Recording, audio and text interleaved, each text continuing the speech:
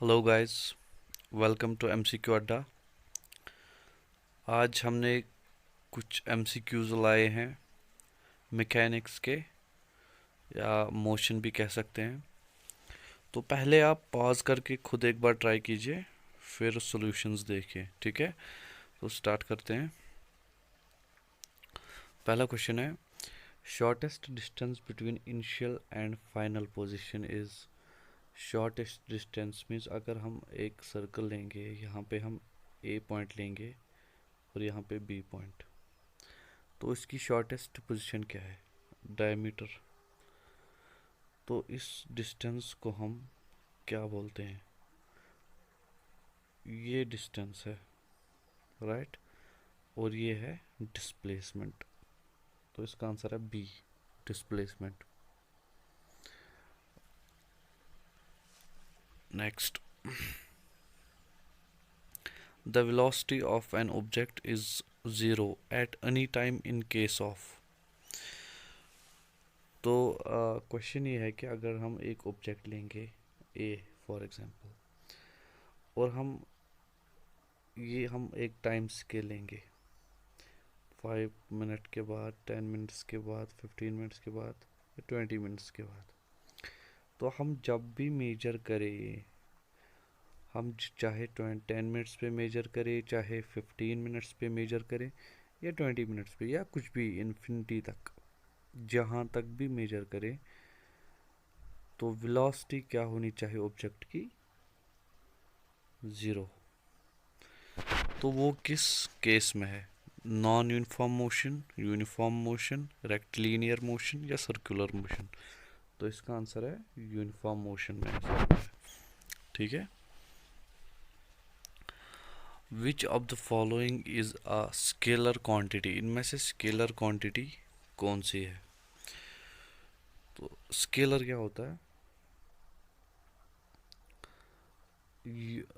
या तो उसमें डायरेक्शन हम देख सकते हैं, ओके, या तो हम मीन्स दोनों चीज़ें हम एट अ टाइम नहीं देख सकते।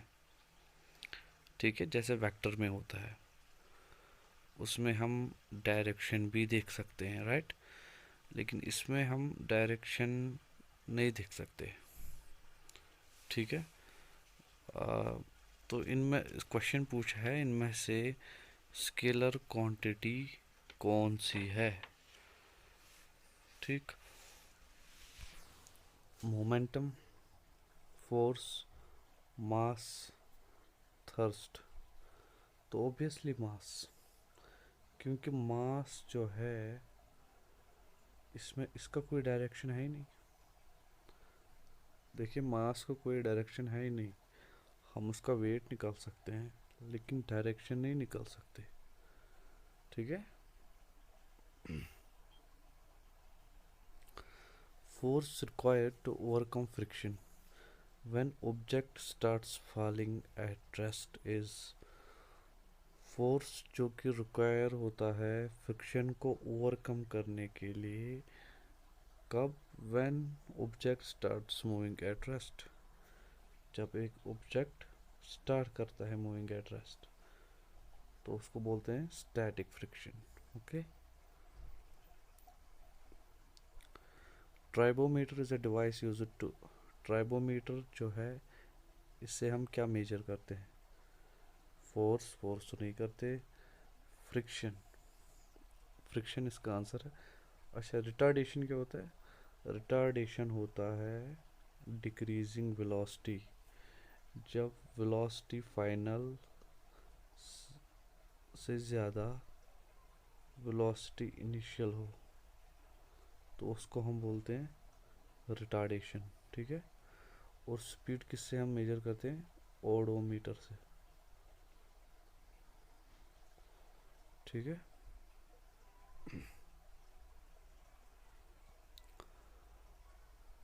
Tribo tester was invented by. देखिए, कंफ्यूज नहीं होना है, ट्राइबो टेस्टर जो है, उसी का दूसरा नाम ट्राइबोमीटर भी है। ठीक। तो किसने इन्वेंट किया था? Leonardo da Vinci.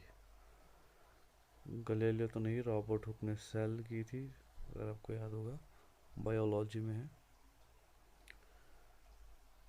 Force exerted by one charged body on another body is called। Force जो कि एक्सर्ट होता है एक चार्जड बॉडी से दूसरी बॉडी की तरफ, ठीक है, तो उसको क्या बोलते हैं? Non contact force, contact force, electrostatic force या सेंट्रीपिटल फोर्स। देखिए, नॉन कॉन्टैक्ट फोर्स होता है दो बॉडीज़ के बीच में जब फोर्स हो लेकिन उनका कॉन्टैक्ट नहीं हो, ठीक। कॉन्टैक्ट फोर्स जो होता है वो फोर्स होता है जिसमें कि दो बॉडीज़ का कांटेक्ट होता है, ठीक है। इलेक्ट्रोस्टैटिक फोर्स क्या होता है? इलेक्ट्रोस्टैटिक फोर्स होता है जब एक चार्जड बॉडी हो, ठीक है, और वो उसकी वजह से दूसरी बॉडी जो फोर्स एक्सर्ट हो तो उसको हम बोलते हैं इलेक्ट्रोस्टैटिक फोर्स। जैसे एग्जांपल लेते हैं, आपने सुना होगा पेपर, और कॉम का भी सुना होगा आपने, कि अगर हम, या स्ट्रॉ का सुना होगा आपने, तो आप अगर रब करोगे स्ट्रॉ या कॉम और फिर पेपर के मतलब क्लोज ले जाओगे तो वो पेपर अट्रैक्ट होता है। That's example of electrostatic force. और यही क्वेश्चन भी, सॉरी वन सेकंड, और यही क्वेश्चन पूछ भी रहा है, ठीक है। सेंट्रिपिटल फोर्स जो है वो सेंटर से होता है, ठीक है। Force occurred by the central atoms और सेंट्रल आयन्स, उसको बोलते हैं सेंट्रिपिटल फोर्स, ठीक है। In opposite direction, opposite direction में क्या पूछा है? Combination force is. तो कॉम्बिनेशन फोर्स जो है अपोजिट डायरेक्शन में क्या होता है? Sum of two forces, difference of two forces, multiplication of two forces, या कैन नॉट बी अज्यूम्ड। तो इसका आंसर है difference of two forces. Opposite direction में जो है ये डिफरेंस होता है, और सेम डायरेक्शन में ये ऐड होता है, ठीक है।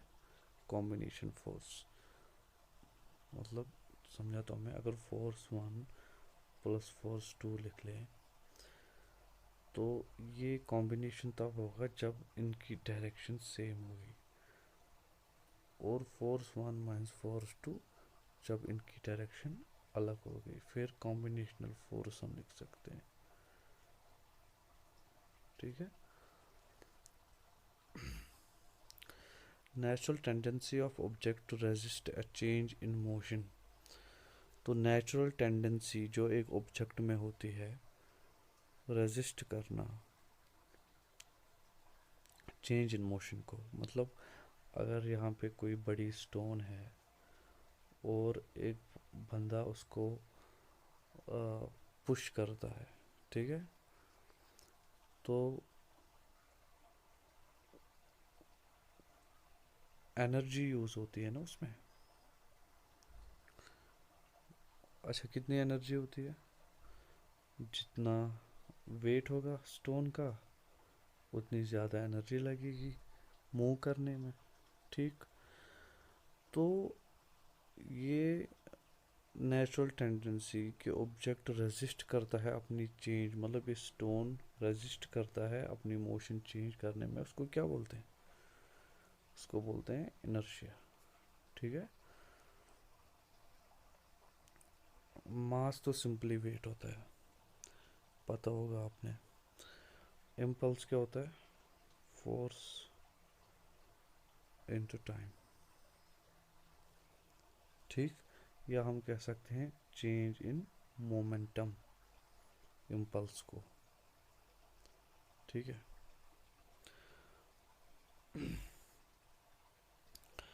Next, object maintain zero velocity at rest is justified by.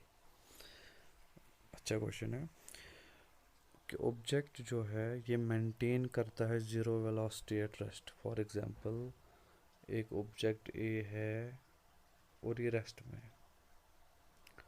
Rest से मतलब ये है कि कोई मोशन नहीं हो रहा, ठीक है, बिल्कुल एक जगह पे है, तो इसकी वेलोसिटी ज़ीरो है ऑब्वियसली। ये कौन सा लॉ जस्टिफाई करता है? Newton's first law, Newton's second law, Newton's third law? तो ये है Newton's first law. Every object will remain at rest or in uniform motion in straight line unless compelled to state in change of action of external force। ठीक, यही है ना first law? ठीक है जी। Gun and bullet is an example of. अच्छा जी, gun and bullet, gun और बुलेट किसकी एग्जाम्पल है? गन और बुलेट की बात कैसे हुई है कि मतलब जब हम फायर करते हैं तो एक मोशन जो है ना, मतलब जब एक्शन होता है तो उसके अपोजिट भी रिएक्शन होती है। तो इसका सिंपल आंसर है न्यूटन्स थर्ड लॉ, जो कि बोलता है कि for every action there is an equal and opposite reaction. ठीक है। Barometer is used to measure. Barometer से हम क्या मेजर करते हैं? प्रेशर।